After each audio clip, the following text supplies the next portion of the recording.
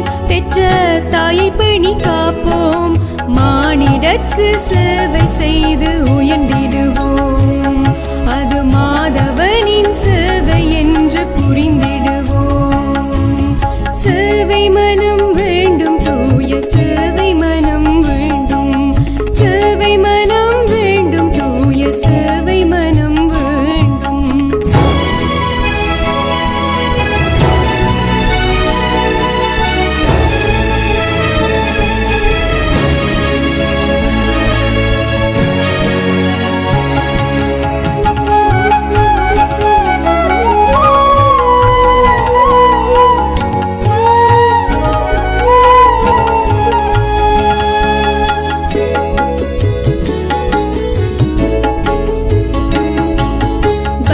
சாயி போதனைகள் செவிமடுப்போம், என்றும் பாபாவின் சொற்படியே நடந்திடுவோம்.